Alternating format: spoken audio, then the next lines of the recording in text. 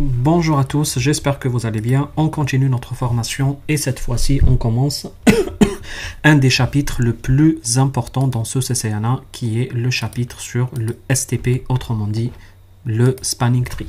Alors, on va le voir directement en allant directement ici sur le paquet tracer.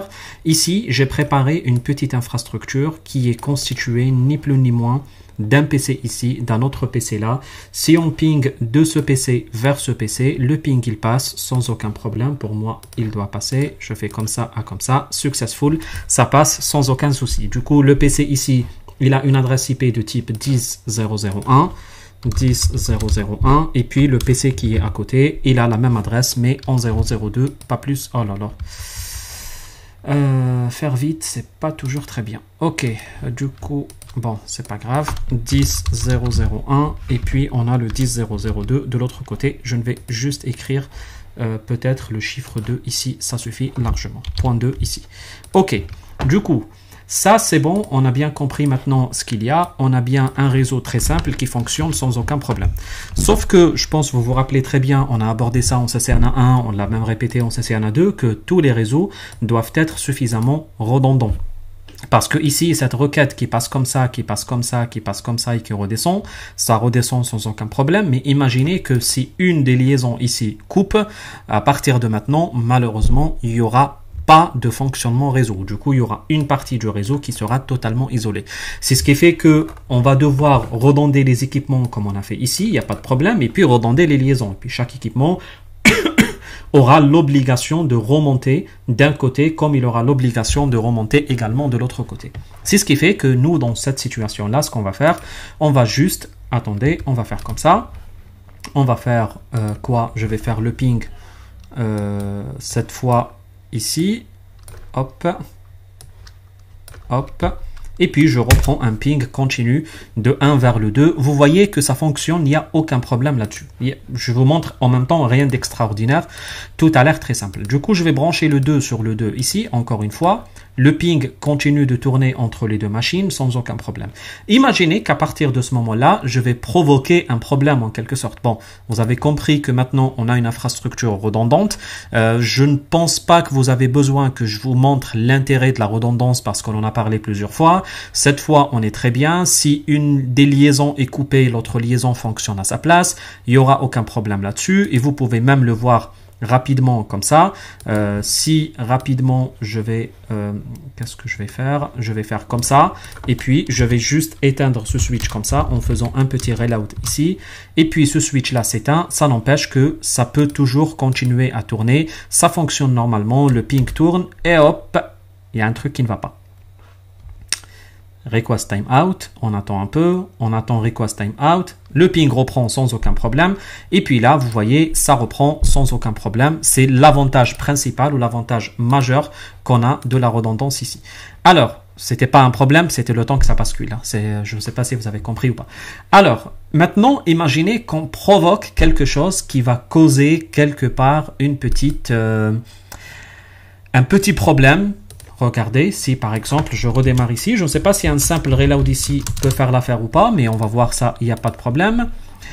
Si on va provoquer quelque chose qui va poser un petit problème qui nécessite qu'on envoie une requête de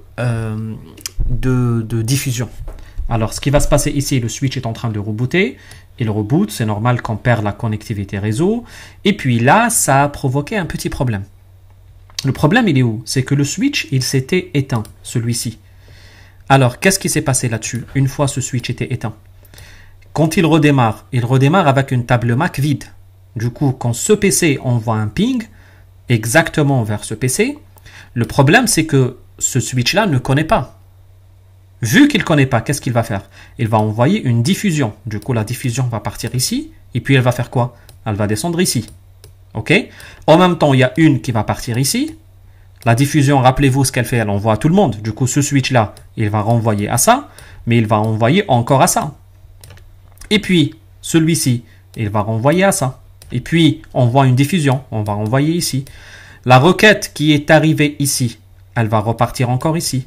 Et puis, elle va repartir encore ici. Et puis ici. et puis ici. Et bon, vous avez compris l'exercice, ça va tourner en boucle jusqu'à l'infini. Sur Packet Tracer, la boucle est dessinée toujours et reconnue toujours par ce vert clignotant très très fort. Je ne sais pas si vous arrivez à le voir. Regardez si vous comparez ça avec ce qui est à côté. À côté, il n'y a pas de problème. Du coup, ça clignote pas ou ça clignote très peu. Par contre, ici, ça clignote très très fort. Ce qui prouve qu'on a un sérieux problème de boucle de routage qui se pose à partir de boucle de niveau 2, pardon, pas de boucle de routage, c'est mon abus de langage, pas plus. Hein. C'est boucle de niveau 2 qui pose problème ici. Alors, c'est quoi le problème et pourquoi on a ce problème? Je pense que vous avez compris la source du problème. La source du problème vient du fait qu'on a laissé des boucles tourner sur le réseau. Du coup, si on veut résoudre le problème, la solution est très simple. Regardez, si je reprends ici, ça marche toujours pas, c'est perdu parce que le réseau est totalement saturé. Alors, pour résoudre le problème, il suffit d'éteindre un switch ou même couper la liaison. Regardez, si je viens ici, je coupe cette liaison ici, je recheck. Je pense que le ping, à partir de maintenant, va peut-être fonctionner. Et là, le ping refonctionne à nouveau. Du coup, ça pose énormément de problèmes. La source première de problème, c'est que le réseau risque d'être totalement saturé. La deuxième source de problème, elle est sur le fait que le destinataire commence à recevoir parfois plusieurs paquets. On appelle ça la réception doublée. Je pense que ça vous est arrivé de recevoir des requêtes deux fois. Vous comprenez pas peut-être la source d'où elle vient. La source, elle est là. Du coup, puisqu'on envoie une requête en monodiffusion qui va rentrer par là, faire là et comme ça, et puis en même temps une autre qui va faire comme ça, vous risquez de recevoir deux en même temps. Du coup, au final, vous allez peut-être me poser la question, ok, très bien, on a compris que la redondance c'est quelque chose de très bien, mais finalement, est-ce qu'il y a un moyen de bénéficier des deux? À la fois avoir la redondance, mais en même temps avoir avec la redondance également la possibilité d'éviter ce genre de problème de boucle. Heureusement que oui, et heureusement que dans la vie réelle chez Cisco, ce problème, vous n'êtes pas prêt à le rencontrer de base. Attention, ce n'est pas le cas de tous les autres. Hein. Ça m'est arrivé quand j'ai travaillé pour la première fois dans ma vie sur un équipementier qui n'est pas Cisco, c'était Extreme Networks, et j'ai eu ce problème. Et du coup, le réseau est tombé, etc. Je criais dans tous les sens. Puis il y a quelqu'un qui m'a dit, mais tu ne connais pas le STP? J'ai dit, oui, je connais. Oui, mais finalement, parce que tu l'as pas configuré, c'est pour ça qu'il y a une boucle. J'ai dit, mais attends, c'est activé par défaut. Il m'a dit, non, ça c'est chez Cisco, pas chez les autres. Et c'est comme ça que j'ai découvert que Extreme Networks ou même d'autres n'activent pas par défaut le protocole STP. Je ne sais pas si ça a changé depuis. J'ai pas touché Extreme depuis très longtemps. Et du coup, c'est activé par défaut chez Cisco. C'est la raison pour laquelle ici, on n'a pas eu de problème quand on a fait le chapitre 4 ensemble, on a fait le routage inter-VLAN ensemble. Alors pourquoi ici on l'a rencontré? Parce que ici, j'ai volontairement désactivé le protocole Spanning Tree sur le VLAN, le seul VLAN qu'on utilise ici qui est le VLAN 1. Vous allez alors me poser la question, est-ce qu'il y a un moyen de réactiver le protocole Spanning Tree sur le VLAN 1? La réponse est simple, et oui, évidemment. Du coup, il suffit de refaire la commande Spanning Tree VLAN 1. Et comme ça, le Spanning Tree a été activé sur le VLAN en question. Du coup, on peut dire très rapidement, ici, activation STP. Comme ça, ça va arriver. Et puis, j'insère la commande ici. Après, on verra la taille de l'écriture, on le changera après. C'est comme ça qu'on active le protocole Spanning Tree. Alors, je vais faire exactement pareil sur l'autre. Exactement les mêmes commandes que je vais insérer. Comme ça, enable, conft, et j'insère exactement cette commande Spanning Tree VLAN 1. J'insère exactement la même commande, ici, enable, conft, et j'insère encore une fois Spanning Tree VLAN 1.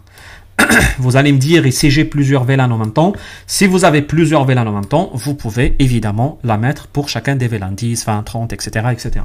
Du coup, qu'est-ce que j'ai fait moi en cachette avant que vous voyez? J'ai inséré juste la commande No Spanning Tree VLAN 1. C'est juste ça. Ok? Du coup, c'est comme ça, j'ai désactivé le Spanning Tree et comme ça, je réactive le protocole Spanning Tree. Vous n'êtes pas obligé de l'activer par défaut, le Spanning Tree, parce qu'il est déjà, de l'activer vous-même, parce qu'il est déjà activé par défaut. Ok? Du coup, ça, c'est la première action qu'il faut faire vis-à-vis du Spanning Tree. Comme je vous ai dit, vous n'êtes pas obligé de le faire parce qu'elle est faite déjà par défaut. Du coup, à partir de maintenant, si je lance un ping vers le 2, on va laisser cette interface remonter. On va activer également cette interface ici, comme ça. Et puis, on va voir. Et du coup, vous voyez que les interfaces sont orange et elles vont rester orange pendant un certain temps. Et ça fait justement l'objet de ce chapitre-là qui va vous décrire pourquoi les interfaces sont en état d'orange et pourquoi elles ne fonctionnent pas pendant qu'elles sont orange. Du coup, ce que je vais faire pour ne pas oublier, je vais devoir sauvegarder la configuration, histoire d'éviter, si je reboot les switches, d'éviter d'avoir des problèmes. Et en même temps, je vous apprends également les best practices, les bonnes pratiques. Pensez toujours à sauvegarder vos configurations, quelle que soit l'action que vous faites sur un équipement en question. Et du coup, là, c'est bon. Et là, si je check le ping, normalement, avec un peu de chance, ça va tourner sans aucun problème au bout de quelques instants, quelques secondes ou je ne sais quoi. Bon, ça va fonctionner, ça va finir par fonctionner. Je ne vais pas l'attendre ici comme ça, je vais peut-être juste faire avec l'enveloppe ici, comme ça, ça vers ça, on va voir, failed, ça continue toujours à ne pas tourner, ça continue toujours à ne pas tourner, probablement, je sais pourquoi, on peut même rebooter la totalité des switches comme ça, parce que probablement il y a toujours les séquelles ou les restes des boucles. Reload, et on peut reloader la totalité des switches et on va laisser cela tourner à tête reposée, normalement sans aucun problème. Le ping va tourner sur tous les switches. Ok, du coup, je mets ça de côté, on n'a pas besoin pour l'instant, mais je pense que vous avez compris le principe ou vous avez compris le fonctionnement de protocole Spanning Tree. Quelle est l'utilité de protocole Spanning Tree? C'est le protocole qui vous permet d'éviter d'avoir des problèmes de boucle dans votre réseau. Alors, maintenant, qu'est-ce qu'on va faire? On va rentrer avec un peu plus de détails maintenant dans le fonctionnement de protocole Spanning Tree, comment ça tourne, comment ça fonctionne, etc., etc. Juste pour info, si je reclique ici, je vous ramène le PC, les pings tournent sans aucun problème dorénavant, même si on provoque une des pannes, etc., on refait, il n'y a aucun problème tant que le protocole Spanning Tree est actif, il n'y a aucun souci, tout fonctionne convenablement sur le réseau. Alors, je vais arrêter ces pings-là, on n'a plus besoin, et maintenant, on va rentrer avec plus de détails sur le protocole Spanning Tree et comment cela fonctionne concrètement. Alors, plus concrètement, dès que vous allez activer le protocole Spanning Tree ou bien brancher vos équipements, un des deux, peu importe, ou le démarrer, peu importe aussi, l'équipement va commencer par désigner quelque chose de très important qui s'appelle le rôle de route bridge. Ok? Ce que c'est le route bridge? Le route bridge, c'est un peu le patron de votre réseau. Ok? C'est quoi le route bridge exactement? C'est à partir de maintenant, une fois le route bridge désigné, la totalité du trafic dans un réseau est envoyée automatiquement vers le route bridge. Le principe est très simple. Si je prends mon pent, vous avez quelque part ici un switch access. Sur ce switch access, vous allez brancher quelque part des PC qui sont là. Vous avez un autre switch d'accès. Aussi, il y a des équipements qui sont là. Le terme accès, vous avez compris ce que ça signifie. Ça signifie que le switch qui est face au PC directement. Après, vous allez avoir quelque part un switch qui joue le rôle de cœur de réseau, autrement dit, le switch qui va faire face à la totalité des équipements, à la totalité des autres infrastructures de l'entreprise. Alors, logiquement, à partir de maintenant, à partir de ce moment-là, la totalité des datas de l'entreprise qui sortent des machines doivent être redirigées automatiquement vers ce switch, sans réfléchir, sans chercher à comprendre. Je pense que ça doit être clair. Alors, l'idée maintenant, c'est quoi? Comment on choisit cet équipement? Vous allez peut-être me dire, c'est très simple, c'est à nous de le définir. Oui, mais vous avez remarqué que ici, ce qui se passe, c'est qu'on n'a rien fait, mais bien malgré cela, le protocole Spanning Tree est là. Il y a des équipements qui ont été choisis comme route bridge. J'ouvre une petite parenthèse. Il faut comprendre, dans le métier de réseau, et c'est mon avis personnel, et je suis intimement persuadé que c'est le bon avis, que dans un réseau, il ne faut jamais laisser les technologies, les équipements, les protocoles, etc. négocier pour vous. Toutes les fonctionnalités qu'on installe dans le but de vous faciliter la vie avec des protocoles, etc., ça a pour but de vous dépanner surtout. Et puis vous aider si vous ne connaissez pas, etc. Votre réseau, c'est vous qui êtes son maître. C'est vous qui êtes son responsable. Vous ne laissez pas quelqu'un prendre la décision pour vous. Vous ne laissez pas un protocole décider pour vous. Je pense que je vous ai donné ce conseil à l'époque quand on a parlé de la configuration des VLAN. Est-ce qu'on négocie le port trunk ou pas trunk? Qu'est-ce que je vous ai dit à l'époque? Je vous ai dit, il n'y a pas de négociation. On coupe la négociation. On a même inséré la commande, si vous vous rappelez bien et vous révisez bien, on a inséré la commande switch port non negotiate. Du coup, il n'y a pas de négociation de trunk. Le trunk, un port est en trunk ou en access selon ma propre décision personnelle. C'est pas parce que le protocole le veut, c'est pas parce que le switch le veut, ou je sais pas parce que Jean-Luc le veut. C'est parce que moi je le veux ou je ne le veux pas. Du coup, apprenez très bien à ce que c'est vous qui soyez le décideur de votre réseau. C'est pareil ici, c'est vous qui êtes le décideur de votre réseau. Par contre, pour l'être, il faut que vous arriviez très bien à comprendre quelle commande il faut insérer, comment cela fonctionne, etc., etc. Alors, comment ça fonctionne concrètement? Ça fonctionne avec le système des élections. Du coup, chacun, il sera candidat à jouer le rôle de route bridge. Je répète, c'est qui le route bridge? C'est le switch patron du réseau. La totalité du trafic de réseau est envoyée automatiquement vers ce switch qui s'appelle le route bridge dans un réseau. Alors, qu'est-ce qu'on fait à partir de ce moment-là? Comment ça se gère exactement l'histoire? Alors, l'histoire est très simple. Elle est gérée comme ça. Qu'est-ce que je vais faire? Sur quoi je vais travailler? Je vais travailler sur ça, sur la même version de ce que je vois ici, mais en version capture d'écran. Comme ça, je travaille sur une photo, c'est mieux. Alors, qu'est-ce qu'on va faire là-dessus? Un switch ici, il va automatiquement envoyer une requête spécifique, une trame spécifique qui s'appelle BPDU. On va l'écrire. BPDU. Alors, c'est quoi cette requête exactement? Dans cette requête, ou dans cette trame, un switch, il va dire « Bonjour, je suis le route bridge et voici pourquoi ». Ok? Du coup, il prononce, comme dans une élection, il prononce son programme électoral.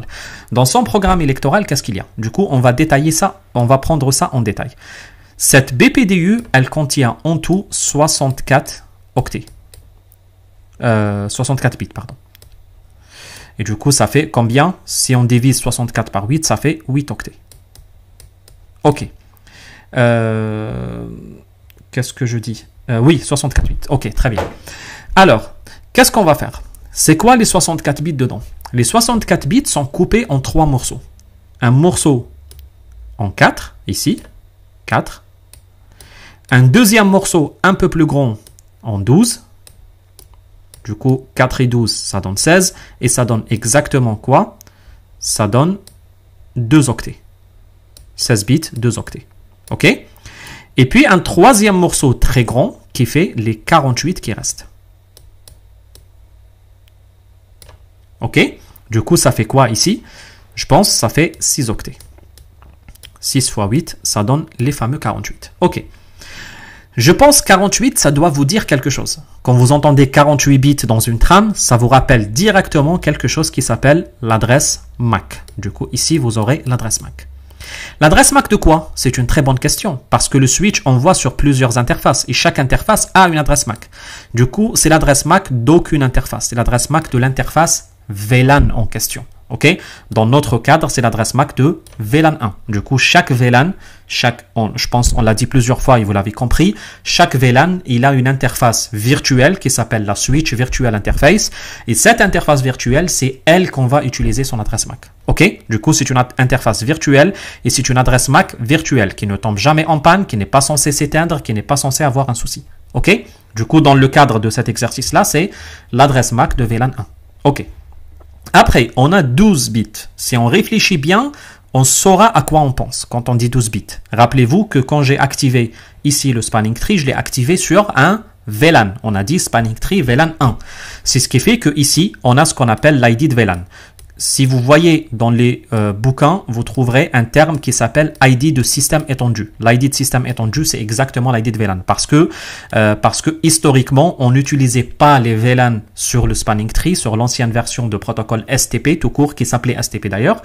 Et du coup, on n'avait pas cette idée de mettre un VLAN. Du coup, depuis que le PVST est apparu, le par VLAN spanning tree, on a ajouté un système étendu, on a étendu le VLAN, on a étendu la priorité de BPDU pour ajouter le VLAN, et c'est ce qui est devenu ID de système étendu. C'est tout, c'est du blabla, comprenez que c'est l'ID de VLAN, ok? Et du coup, on a ici quoi? On a ici la priorité en question. Ok, du coup, je pense on a très bien compris là-dessus, on a la priorité, l'ID de VLAN et l'adresse MAC.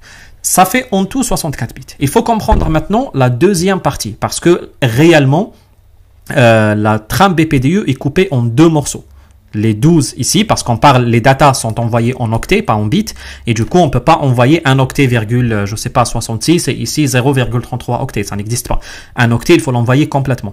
Et du coup, ici, ça fait 2 octets, on peut envoyer 2 octets, et ici, ça fait 48, ça fait 6 octets à côté. Du coup, ça fait, la BPDE est constituée de 6 octets de l'adresse MAC, plus 2 octets de la priorité, qui est constituée d'une valeur de priorité à côté, plus l'ID de VLAN. Je ne sais pas si vous avez compris ce que j'essayais de dire là-dessus, mais la chose que j'essayais de dire simplement là-dessus, c'est que la valeur de priorité plus l'ID de VLAN sont attachées. Rappelez-vous, ici, ça fait 4 bits. Quand on dit 4, ça fait 2 puissance 4 possibilités. Ça fait 16 possibilités.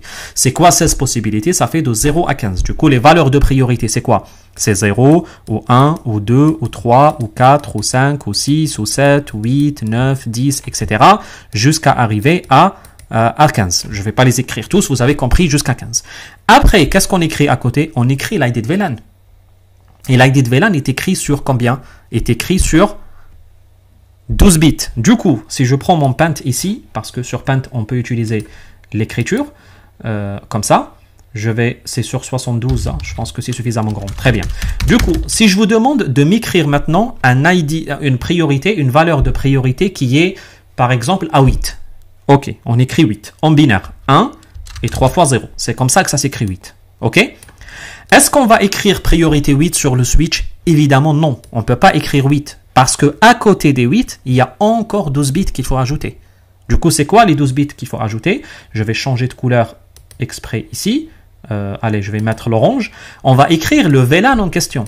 On est par exemple sur un VLAN 1. On va écrire le VLAN. Le VLAN 1, c'est quoi? C'est 1. Ah, ça n'a pas changé de couleur, je ne sais pas pourquoi. Ok, c'est pas grave. C'est 1. Il est là. Je vais mettre juste un espace. Le VLAN 1. Sauf que 1 ne s'écrit pas 1. S'écrit sur 12 bits. Du coup, ça va s'écrire quoi? 1, 2, 3, 4, 5, 6, 7, 8, 9, 10, 11. Et puis le 1.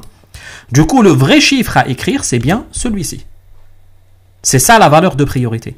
À côté de la priorité, on aura quoi? Ici, à côté, on aura, comme je vous ai dit, je vais juste étendre un tout petit peu ici, ça, comme ça. Il ne faut pas que je me trompe. Et puis ici, on va écrire quoi? On va écrire l'adresse MAC. C'est bon? L'adresse MAC, on va dire peut-être 1.1.1.2.2.2. Allez, on va l'écrire 1.1.1.2.2.2.333. C'est un exemple, hein. C'est juste un exemple d'une adresse MAC. On va écrire ça sur 48, comme ça la taille sera suffisante. Ok? Du coup, ça, c'est un exemple concret d'une BPDU. C'est bon? Du coup, c'est ça le message BPDU que nous allons envoyer. Et on a dit que le message BPDU s'écrit, attention, ici j'ai écrit en décimal, hein, je n'ai pas écrit en binaire, hein, juste pour petit rappel. Hein. Du coup, je vais les séparer comme ça pour que vous compreniez. Ici, j'ai écrit juste en décimal pour faire très simple. Ok, du coup, maintenant, ce qui va nous inquiéter, attention, le 1 est ici et n'est pas ici. Ok, maintenant, ce qui va nous inquiéter, c'est ce chiffre-là. Je pense que ce chiffre-là, vous avez compris, il a l'air très gros. Sauf que ce chiffre-là, en réalité, n'est pas très compliqué. Il est très facile à compter. Pourquoi? Parce que nous, on peut changer juste sur les 4 premiers qui sont là. Du coup, l'ID de VLAN est toujours ajouté. Ok? C'est ce qui fait quoi? C'est ce qui fait que nous, quand on ajoute 12 bits, c'est qu'on a ajouté quoi? On a ajouté exactement 4096 plus la valeur de ce qu'on a ici. Du coup, dans le cadre d'un VLAN, ça sera multiplié par 4096 plus l'ID de VLAN. C'est ce qui fait quoi? Il fait que l'ID de la BPDU égale quoi en réalité? Égale la valeur de priorité, priority, multiplié par 4096, le tout, je ferme la parenthèse ici, le tout, je vais lui ajouter l'ID de VLAN. On va donner un exemple très simple, le VLAN 1. Vous voyez, c'est l'exemple le plus simple, VLAN 1. Si je donne une valeur de priorité à 8, c'est combien sera la priorité? Enfin, on va la calculer ensemble. Regardez, je prends la calculatrice. Elle est où la calculatrice? Elle est là. Je vais mettre la valeur de priorité, on a dit 8, multiplié par 4096, toujours une valeur fixe, plus l'ID de VLAN qui est 1. Ça fait 32 769. Très bien. Je reviens sur mon switch. Je prends un switch ici. Et j'insère la commande Show Spanning Tree. regardez les informations sur le bridge en question. Ok, sur le VLAN 1, c'est quoi la valeur de priorité? 32 769. C'est exactement le chiffre que nous avions ici. Du coup, la valeur de priorité que vous allez pouvoir insérer toujours sur un switch, c'est la valeur de la priorité qu'on vous donne, l'ID de priorité qu'on vous donne, multiplié par 4096 et puis ajouter après l'ID de VLAN en question. Ok? Du coup, 4 sur le VLAN 10, c'est quoi? Bah, c'est très simple, on va la calculer. 4 multiplié par 4096 plus l'ID de VLAN qui est 10. Du coup, la priorité sera ça. Attention, l'ID de VLAN, c'est calculé toujours. C'est ajouté. Du coup, c'est pas vous qui l'ajoutez. Ok? Du coup, qu'est-ce qu'on fait nous? On réduit les 10 de l'ID de VLAN. La valeur de priorité qu'on va devoir ajouter, c'est juste toujours la priorité multipliée par 4096.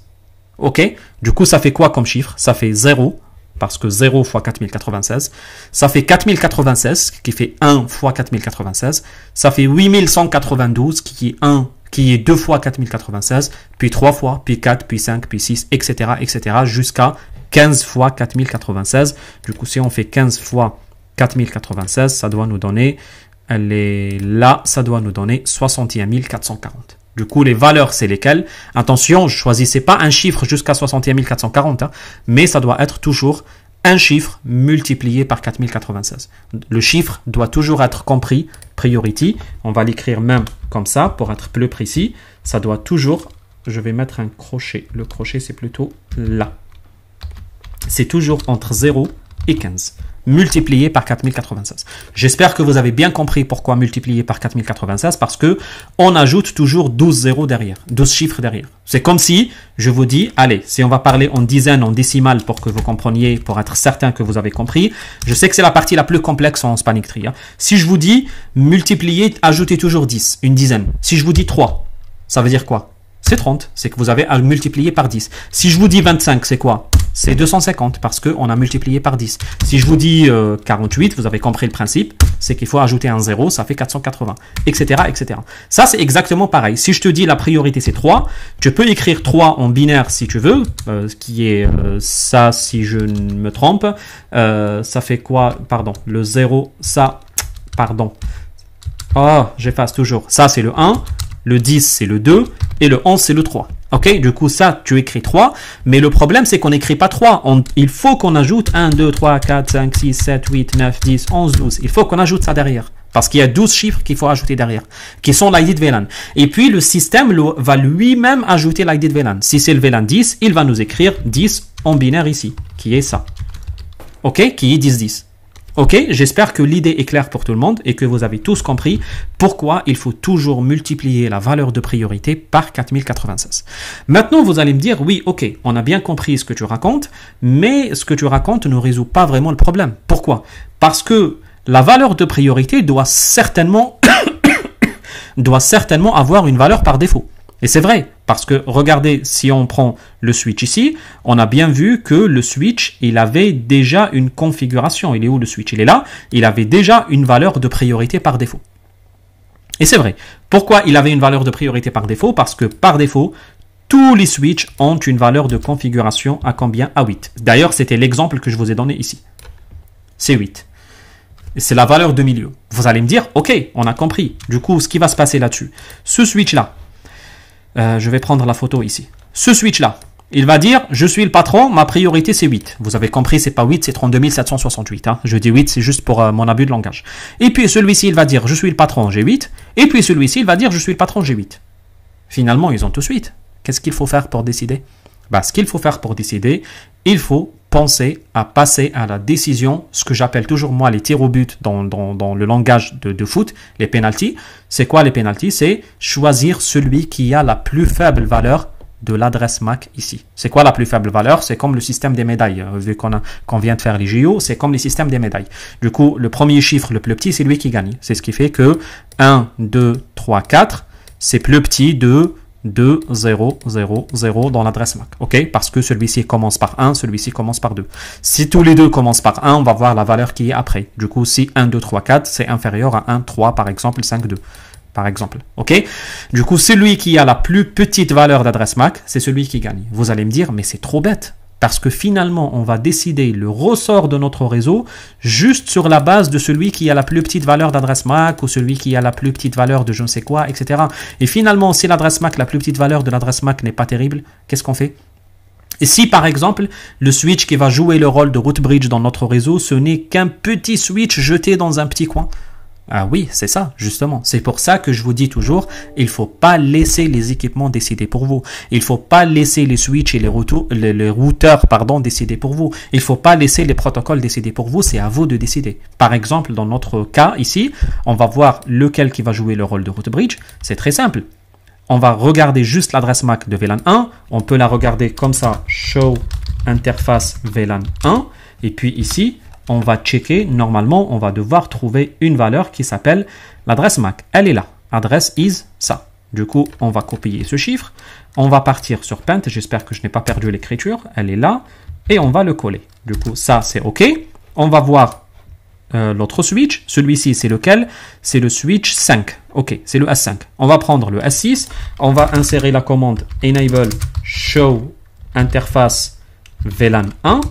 Et du coup, à partir de là, pareil, on va prendre ça, comme ça aussi.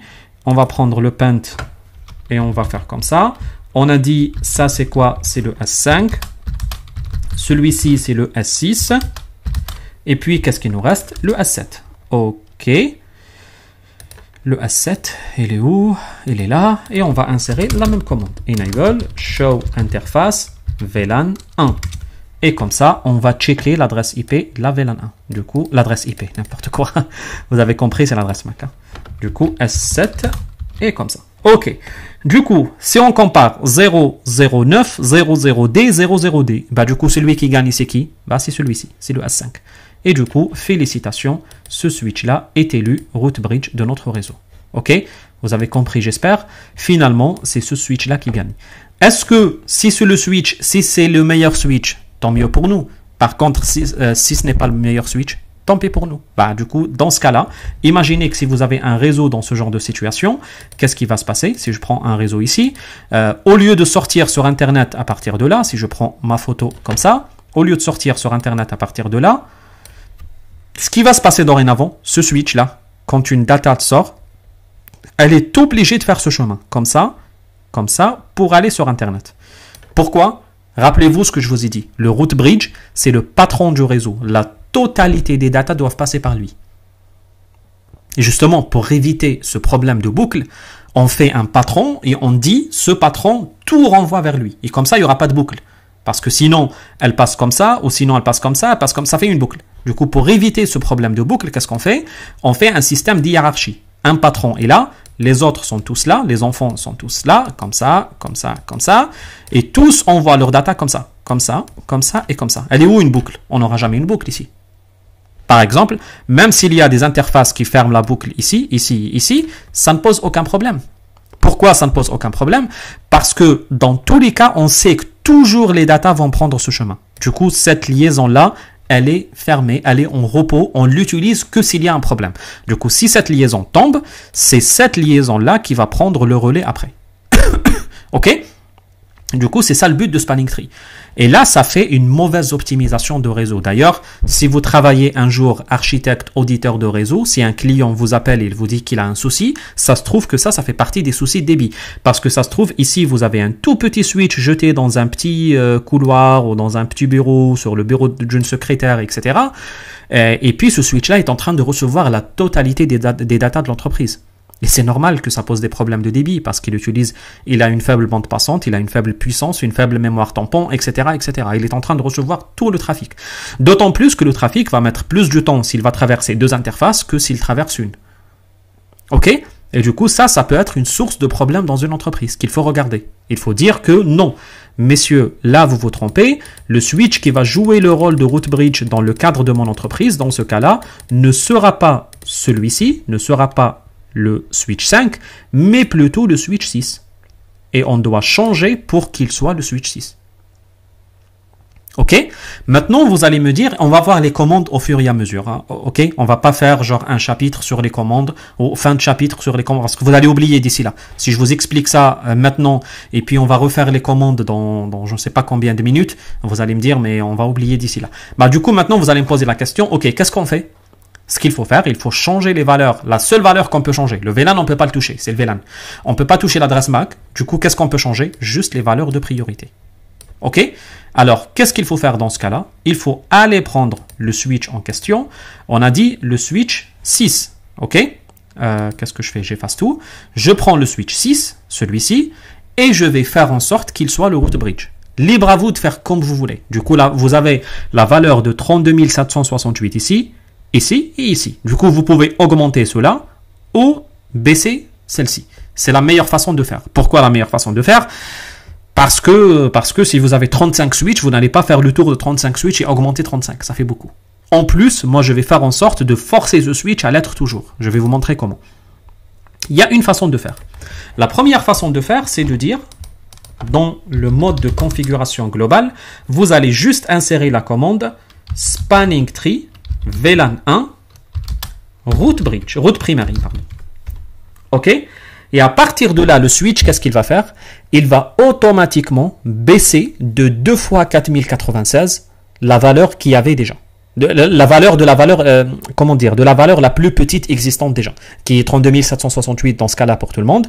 Du coup, si je fais comme ça, et puis je remonte, et j'insère la commande show spanning tree. Qu'est-ce que je vais trouver ici? Je vais trouver que la valeur a été baissée de 2 fois 4096, qui est 8192. Du coup, si je fais simplement 32 768 moins 8192, on tombera sur 24 576. J'ajoute l'ID de VLAN qui est 1, ça fait 24 577. 24 577. OK? Et puis, je peux prendre un autre switch, par exemple, dans ce cas-là, celui-ci, qui était déjà le root bridge, et je peux même lui mettre en root bridge secondaire. Ce que je peux faire, spanning tree, VLAN 1, root, secondary, le secondaire. Et dans ce cas-là, qu'est-ce qu'il va faire? Il va baisser de juste une fois 4096. Du coup, si je check ici, show spanning tree, je vais trouver sa valeur de priorité. Oula, oui, pardon, c'est celui-ci. De une fois 4096. OK? Du coup, cette commande, là maintenant, on va voir cette commande en détail. La commande qui s'appelle show spanning tree. Okay, est-ce qu'on va la voir? Non, on va pas la voir. Je vais d'abord vous montrer la deuxième méthode. Ça, c'est la première méthode. Personnellement, je l'aime pas beaucoup. J'aime bien forcer les valeurs. C'est quoi forcer les valeurs? C'est vous donner, rappelez-vous l'exercice qu'on a fait ici sur Paint. Ici, on a dit la valeur de priorité multipliée par 4096. Moi, je vais faire en sorte que la valeur soit la meilleure possible. La meilleure possible, c'est quoi? C'est 0, tout simplement. OK? Du coup, ce que je vais faire, je vais le mettre directement sur 0. Je vais prendre celui-ci et je vais insérer la commande meilleure, spanning tree, VLAN 1, priority. Je ne connais pas les valeurs. OK? Je vais mettre par exemple 8. OK? Vous voyez? Qu'est-ce qu'il nous dit? Il nous dit que ça n'autorise pas. Il faut que ça soit toujours un multiple de 4096. Ça rappelle ce que je vous ai dit dans l'explication. Et puis ici, qu'est-ce qu'il vous dit? Il vous donne toutes les valeurs. 0, 4096, etc., etc. Nous, on va mettre quoi? On va mettre 0. Du coup, on va mettre priority 0. En même temps, c'est le chiffre le plus simple à retenir au monde. Et puis, qu'est-ce que je vais faire? Pour l'autre que je vais décider qu'il soit le secondaire, je vais mettre une valeur spanning tree VLAN 1 priority. Combien on a dit la priorité? On a dit 4096. Par exemple, on va choisir la deuxième meilleure valeur possible. À partir de maintenant, si je sors et j'insère la commande show spanning tree, on va voir tous les détails de spanning tree ici. Alors, qu'est-ce qu'il nous dit? Ce qui nous intéresse pour le moment, c'est les informations qu'on a ici. Il nous donne le VLAN en question.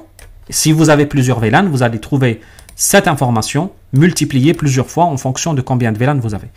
Et puis, qu'est-ce qu'on a ici? Spanning Tree Enabled Protocol I3E, parce que vous allez voir qu'il y a plusieurs variantes du Spanning Tree, mais ça ne nous intéresse pas. C'est comme si vous dites Peugeot, Renault, Citroën, mais nous, on parle de voitures globalement. C'est juste ça. Et puis ici, il va vous donner tous les détails du route ID. Le root, c'est qui? On parle bien de root bridge. Et ici, il va vous donner tout le détail de votre switch en question, ce qu'on appelle le bridge, le switch. Du coup, ça, c'est le root bridge, et ça, c'est juste le bridge. OK? Du coup, ici, vous trouverez les informations de quel switch? Vous avez bien compris, de celui-ci.